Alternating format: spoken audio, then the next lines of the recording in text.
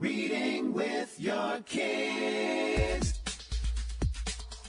Hola, ni hao, konnichiwa, assalamu alaikum, shalom, mahaba, monimaliwanji, namaste, jumbo, bienvenidos. Hi, my name is Jevly, and this is the Reading with Your Kids podcast. We are coming to you from the beautiful neighborhood of Reedville in the southwest corner of Boston, Massachusetts. We are so delighted and so very honored that you're joining us in our mission to help families grow closer through reading. Please tell all of your family and friends about the show, and if you can, please subscribe to the show on the iHeartRadio app, on Apple Podcasts, Amazon Music, Spotify, Stitcher Radio, Audible, wherever you find your podcasts. We have two wonderful authors on today. Kathleen Davis will be celebrating Feathers from Above, and later on we'll meet Dr. H. Before we invite our guests into the studio, we want to let you know that this episode of the Reading with Your Kids podcast is brought to you by Skipper, friend or foe, a distracting mystery within life's traumatic events. A Reading with Your Kids certified great read by Kelly Sanchez. Michael is leading what seems to be a pretty normal life for a happy 12-year-old boy. And then the unthinkable happens. His mom gets cancer. Michael's dad has to take a job out of town because the treatments are so expensive. It's the only way they can afford to care for her. Suddenly, Michael is no longer a carefree kid. Now he's his mom's caretaker. When a new friend convinces Michael to follow a mysterious adventure, Michael learns that it's not all up to him to care for his mom. That it's okay to have fun even though some of life's toughest issues are facing him. It's a really powerful book that you and your kids will love. Skipper, Friend or Foe by Kelly Sanchez. This episode of the Reading with Your Kids podcast is also brought to you by The Adventures of Toby Baxter, The River Elf, The Giant, and The Closet, a great middle grade novel written by Tim Wright. He's ready to leave kiddom behind. But can Toby Baxter stand tall against an army of barf-inducing beasts? The Adventures of Toby Baxter, The River Elf, The Giant, and The Closet is a high-flying middle-grade fantasy. If you love daring journeys, hilarious characters, and heartfelt lessons about confidence, then you'll love Tim Wright's timeless tale, The Adventures of Toby Baxter, The River Elf, The Giant, and The Closet. The book is available on Amazon or timwrightbooks.com, where you can sign up for the free Toby Baxter sequel. Join us right now from right outside of Nashville in the great state of Tennessee. Our guest is here today to celebrate her brand new book. It's called Feathers from Above. Please welcome back to the podcast, Kathleen Davis. Hey, Kathleen, how are you? Hey, I am great. How are you doing? Thank you for having me on. I'm delighted that you are on.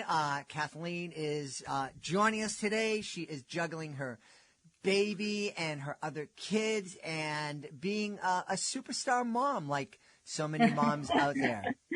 Yeah, and feeling like you're failing miserably the whole time, but doing your very best job. And, you know, I think that's I think it's important for us to remind parents that we do feel like we're failing a lot of times when we're juggling and trying to do 8,000 things and we're not doing anything up to the level that we would love to do it. But that doesn't mean that we're failing. If we're loving our kids and letting them know that they're loved and supported, that's the most important thing. Yes. Well, let's hope so. It's we have a lot of love and a lot of juggling going on. So we're going to hope. It's easier to believe that when your kids are 25 and 29 than it is when they're 25 months. So you'll get there. And so I apologize if you hear that crinkling right now. That's my 5.5-month-old. I'm trying to move the computer, who is playing with her little crinkle book. So well, we appreciate that. So tell us all about Feathers from Above, please. All right. So Feathers from Above is my second book. My first book was Brave. I released in 2020, and I did so great with it. I decided to self-publish my second book. My kids were always finding feathers around the house and would say to me, my guardian angel must have visited me. And I thought, Wow, that's a great message and a great book, and something I want all kids and adults and everyone now to remember is that you're not alone. God is with you. And if we can, if we believe in angels or whether you don't believe in angels, just a great message to remember we're not alone. So that's kind of how it all started. That, that idea of guardian angel, I certainly grew up with that.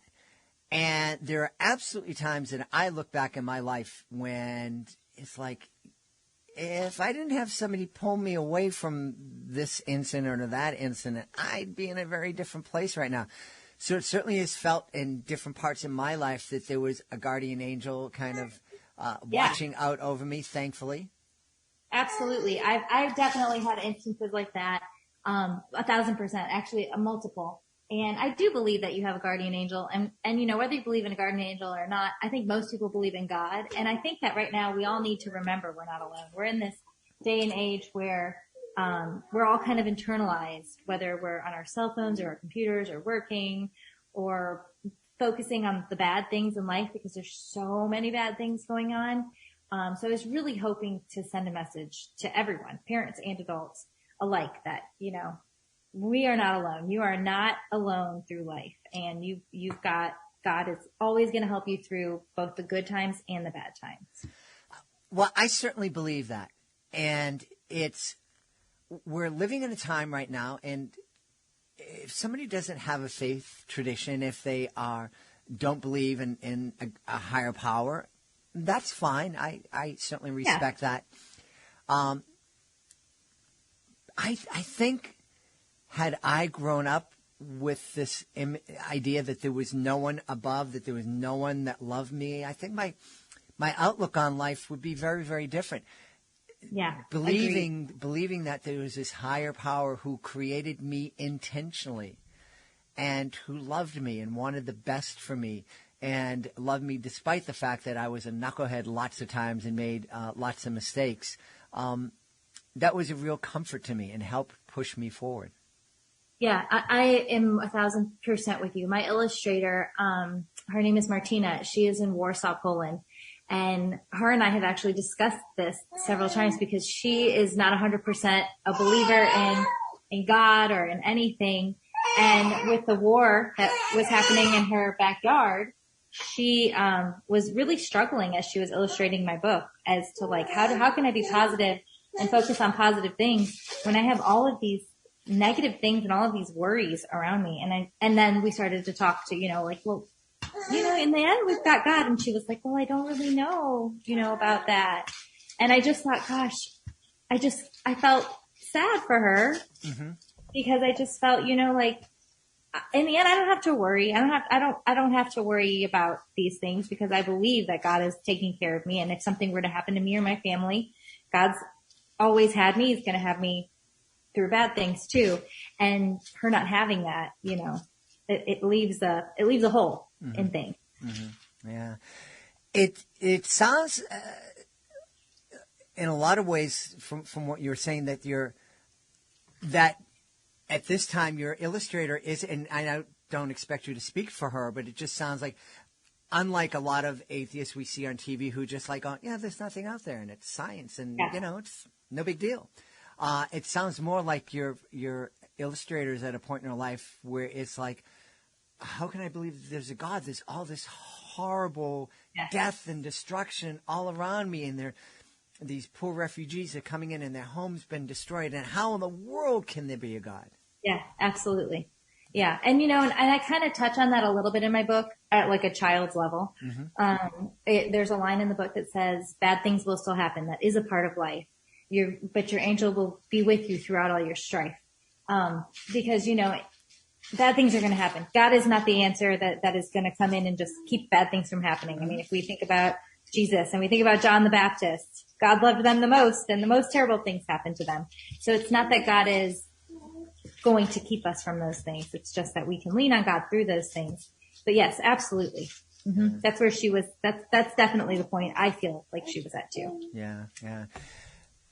One of the things that I've not so much touched on the podcast, but in speaking to people off mic, is this idea that there are a lot of people who take God and instead of celebrating the fact that God, and in all the different faith traditions, that God loves us and God wants the best for us, a lot of people choose to believe that God is kind of mean and punishing and spiteful, and you have to believe in me in this way, or my feelings are going to get hurt and I'm going to hurt you. And I never thought that I was able to hurt God's feelings. I know I could disappoint God, but I never thought that God needed my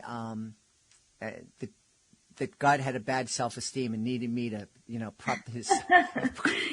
I'm totally with you. I grew up Catholic, and that's basically how I was raised. And then I married a Jewish man, and we ended up going to a non-denominational church, and that was like the first time where we realized like God doesn't like care if we go to church. God doesn't care if we like check those boxes. Like God is just about love.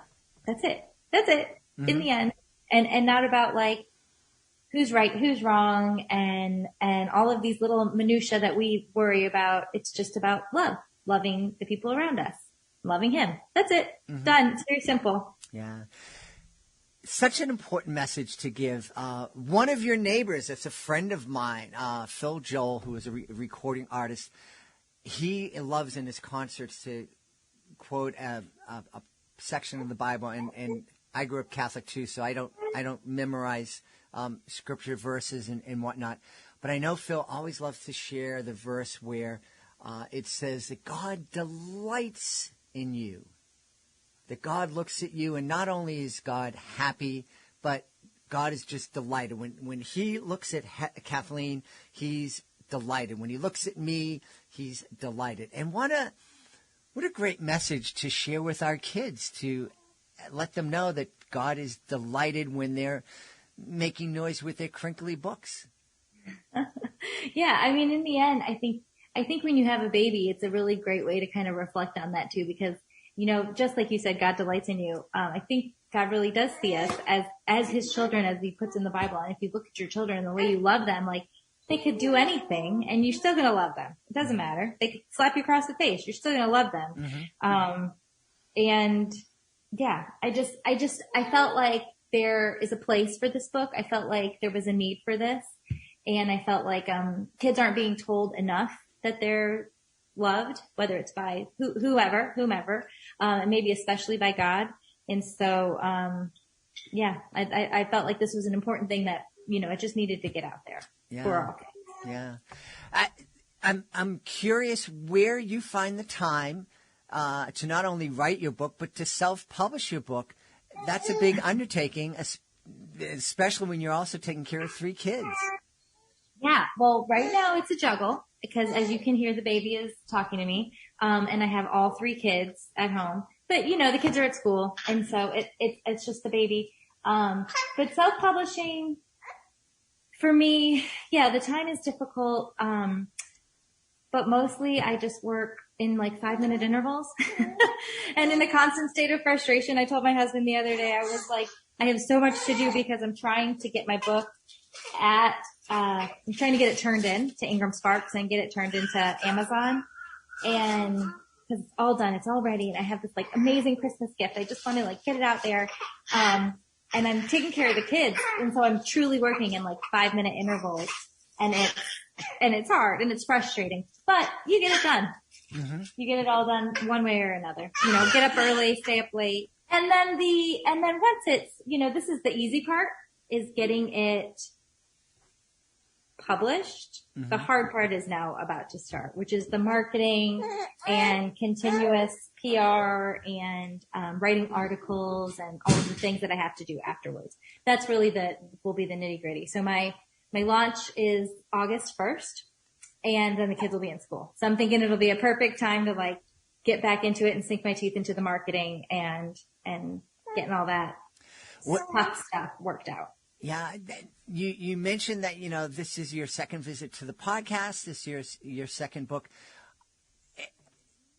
I love that you have this understanding that the real work is starting now. So many authors, they write their book, they get it out there, whether they're traditionally published or self-published or in working with a small indie publisher. A lot of authors don't realize that once your book is published, you have become the CEO of your children's book business, and marketing and promoting is as important as writing the book.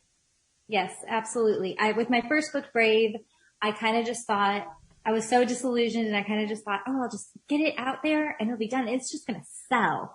Like, people are just going to pick this book up and be like, yes, which is not the case. If you're not promoting and marketing your book doesn't sell. It's like anything. And when you go with a big publishing house, they are the ones who are responsible with that, hopefully. When you are doing it yourself, you are then the one who is responsible. So you have to be marketing continuously. I mean, every single day. But it's fun. I love it. I have a background in advertising, and then I have a degree in elementary education. So I feel like this was just the perfect niche for me, to write children's books and then be able to market and advertise it myself. So I really do. It's a lot of work, but I really like that part too. How do your kids react when they see their mom in their mom's book? You know, I feel like they're desensitized to it now because we've been doing it for like 3 years, that they're just like, whatever. I think every kid must be in a children's book. But when they see themselves in magazines, like when I write articles for magazines, cause like my first book was about not being scared to go to bed at night. And, when they see pictures of us and the family in magazines, then they're like, are we famous? Mom, are you famous? But the book, they're just like, whatever, no big deal. This is normal life. Yeah. So yeah, I feel like they're like little mini celebrities. Getting back to the idea of feathers from above, the idea that we all have our guardian angel. Do you, in the book, do the kids get to meet their angel and name him or her?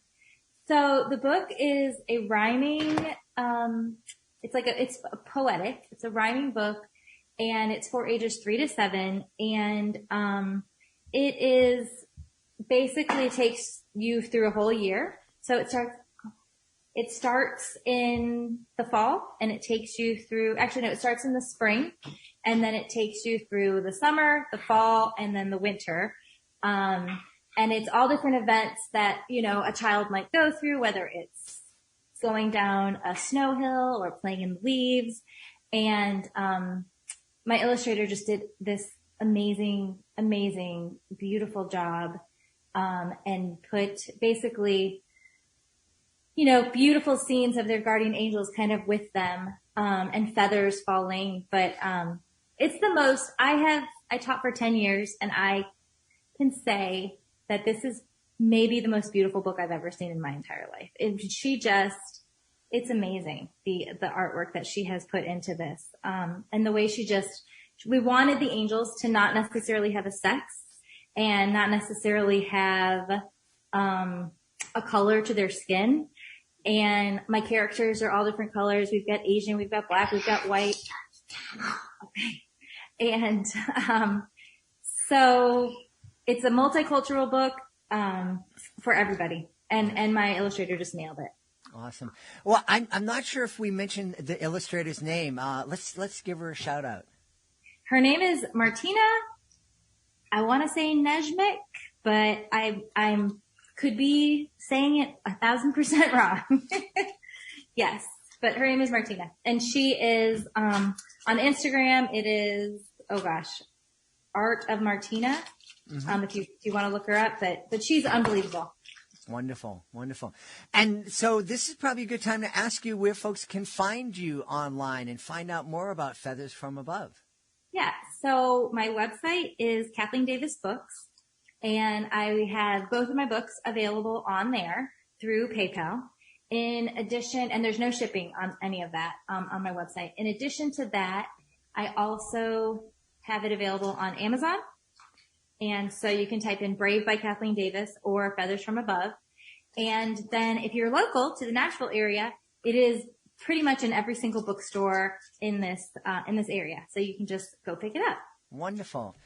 We've had a really fun time speaking with the author of Feathers from Above, and she's also a mighty skilled juggler, too. She's juggling her baby right now, Kathleen Davis. Hey, Kathleen, thank you so much for being with us.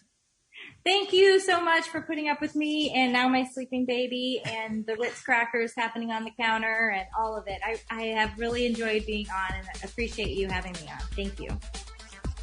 Hey, if you haven't done so already, we would really love for you to connect with us on social media. Facebook.com/readingwithyourkids, @readingwithyourkids on Instagram, @readingwithyourkids on TikTok, and @JeadlyMagic on Twitter. And hey, please be sure to visit our website, readingwithyourkids.com. Sign up for our free newsletter. And you can also send us a message. There's a contact button at the top of the page. Let us know what we're doing right. Let us know what we could be doing better. And let us know who you would like to hear on a future episode of the Reading with Your Kids podcast. Join us right now from Columbus in the wonderful state of Ohio. Our guest is here today to celebrate 3 wonderful picture books. He's known to many as Dr. H. Please welcome to the show, Hazam Nassar. Hey, Dr. H., how are you? I'm doing good. Thank you very much. What about you, Jed? I'm doing really well, thanks, and I'm really excited to learn all about your books. So I have 3 books. My firstborn was the Peking Chick. It's basically a story about this little chick in her shell can see the world through a hole in her shell. Very excited, raring to go out and hatch and basically feel the world. However, something happens, makes her think twice.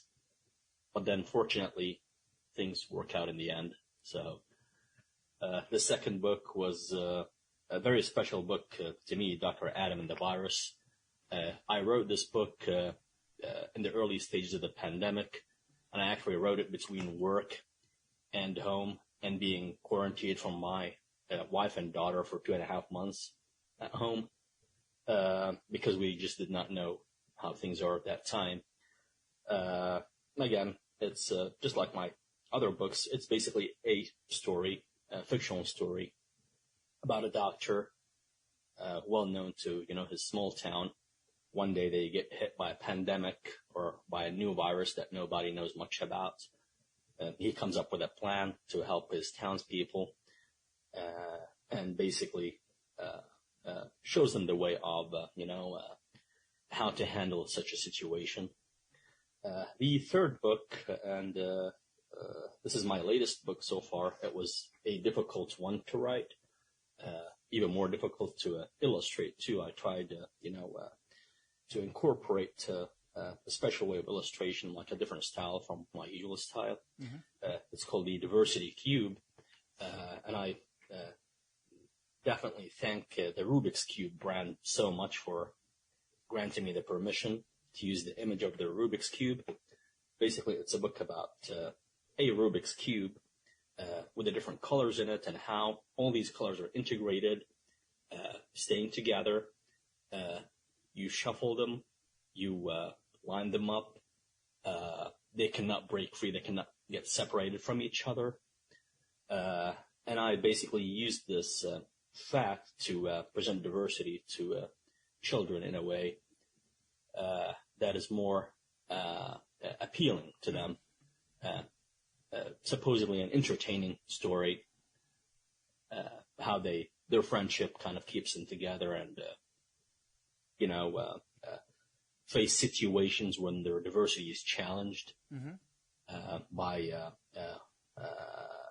other factors that do not like them to, be together. It's a bit longer than the other books, a little bit more complicated. My 3 books in general, or my books in general, so far they kind of target children above the age of 5, I would say. Some of my friends told me that their 4-year-old children actually like the books. Not sure that they fully grasped, everything in there, but.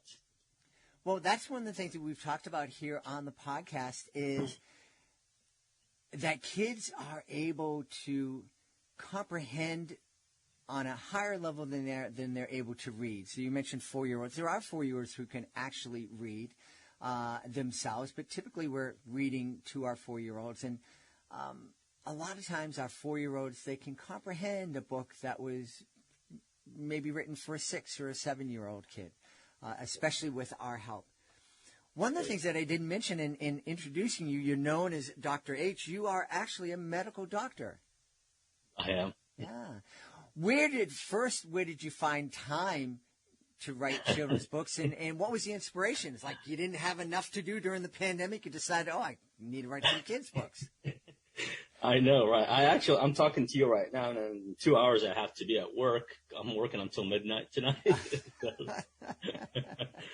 Yeah, it's a lifelong passion. Since I was a child, I always loved drawing, and one of my dreams was basically to become an illustrator. I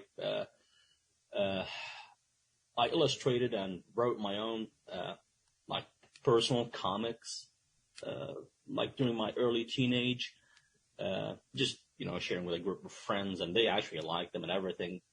But then, of course, time came for high school and what comes afterward and college, and it was time to kind of put this passion on the side for some time, to dedicate more time to basically becoming a doctor. Fortunately and ironically, now I may have actually a little bit more time to dedicate for this on my days off. Sometimes during breaks at work, sometimes during workout. Actually, this is when I get the inspiration. Like when I'm running, this is when I get the ideas and everything. And I run back and write them down on the paper. So this way I won't forget the whole idea. Yeah. Well, we've had a great time speaking to Dr. H. Our guest has been Hazam Nassar. Hey, Dr. H, thank you so much for being with us. Thank you so much, Dad. I appreciate the opportunity and looking forward to, communicating with people. Please be sure to join us for the next episode of the Reading with Your Kids podcast. Our guest will be Gisela Bangford. She'll be here to celebrate Wolfie's adventures and unlikely friendship.